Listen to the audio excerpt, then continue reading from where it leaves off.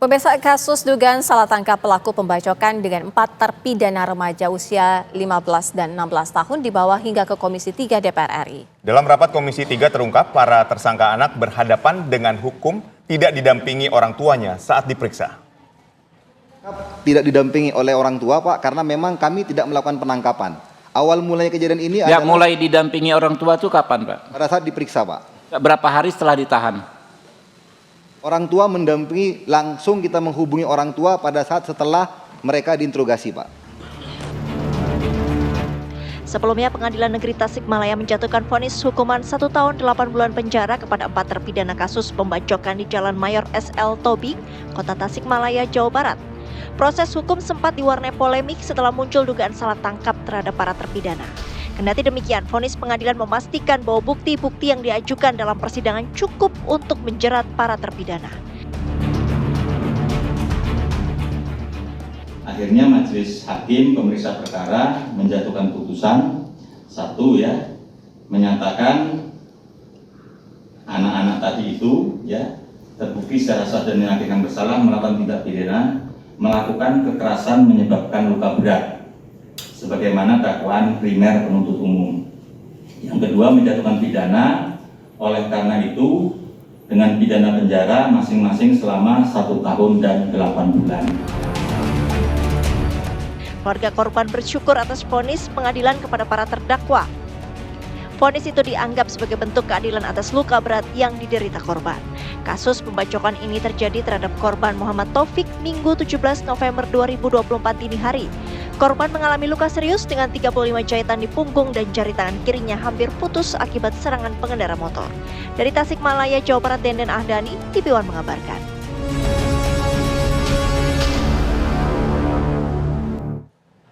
Pemirsa, Yulida, ibu dari terduga korban salah tangkap, aparat Polres Kota Tasikmalaya membantah dirinya mendampingi anaknya saat proses pemeriksaan. Dalam RDP dengan Komisi 3 DPR RI, ia juga bahkan membantah bahwa anaknya terlibat dalam pembacokan 17 November lalu. Lalu seperti apa cerita sebenarnya? Kita sudah tersambung dengan Yulinda, ibu dari salah satu terduga korban salah tangkap. Ibu Yuli, bagaimana dengan posisi bahwa ibu dengan yakin menyatakan bahwa anak ibu ini tidak terlibat dalam kasus pembacokan? Ya, waktu itu anak saya tidak berada di lokasi pembacokan itu, Bu. Posisinya berada di mana, Bu Yulida? Anak saya waktu itu pas tanggal 17 November, dia berada berkumpul sama teman-temannya di Perum Pagaden.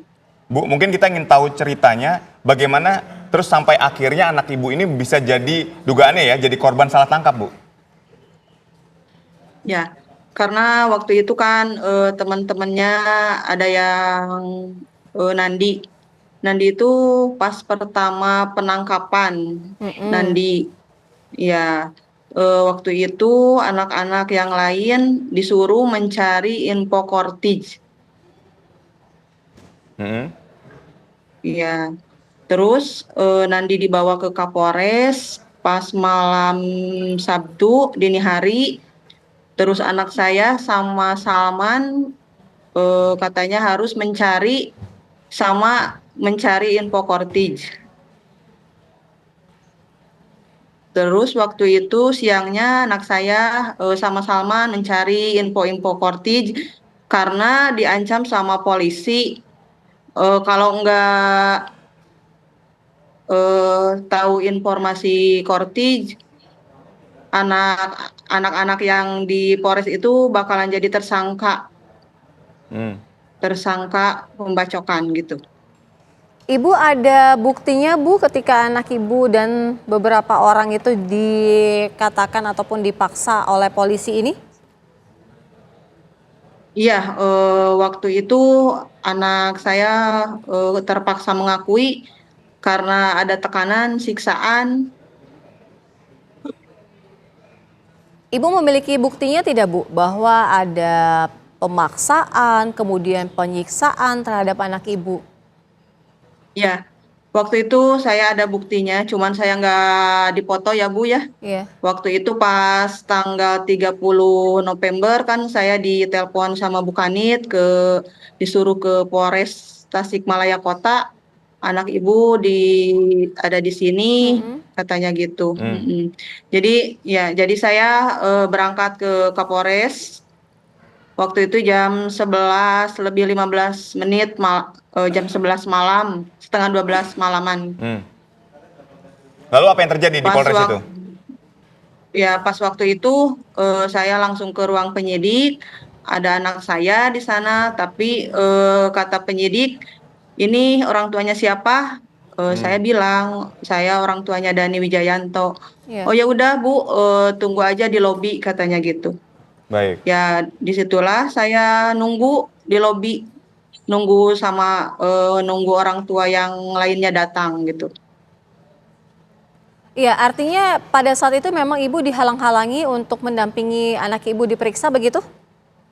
Iya, karena pas waktu saya ke ruangan penyidik malah disuruh ditunggu di lobi gitu. Baik. Kalau benar itu lagi BAP kan seharusnya saya harus mendampingi gitu.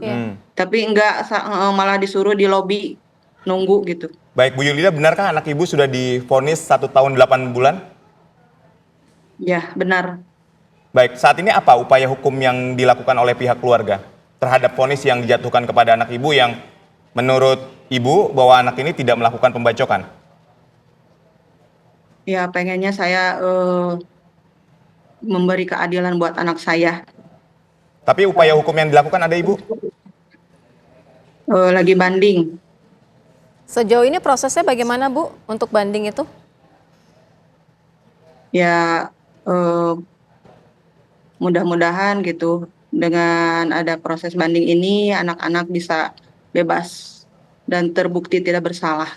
Baik, lalu pada saat RDP kemarin gimana Bu tanggapan dari anggota Dewan kita?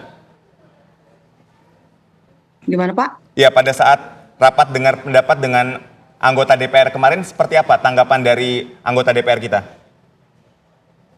Ya, katanya kita harus menuruti hukum yang berjalan gitu.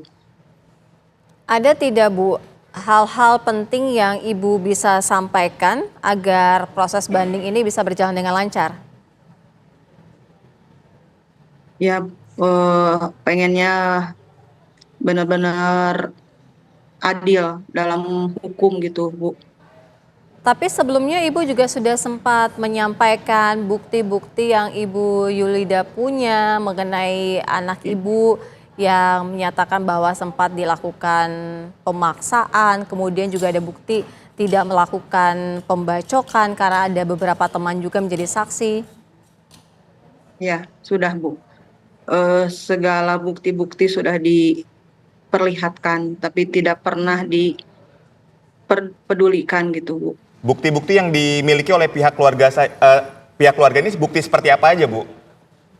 Foto-foto pas waktu tanggal 16 November menuju tanggal 17 November ada anak saya Dani Wijayanto pakai pakaian berbeda sama yang dituduhkan sama korban. Baik.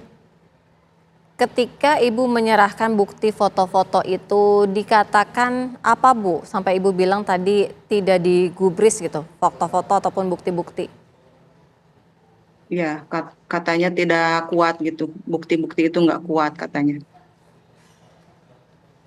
Baik, Ibu Yulida, ibunda dari terdakwa pembacokan, terima kasih sudah bercerita di Kabar Petang. Kita juga turut mendoakan ya, semoga kasus ini menjadi terang benderang. Terima kasih, selamat petang. Ya.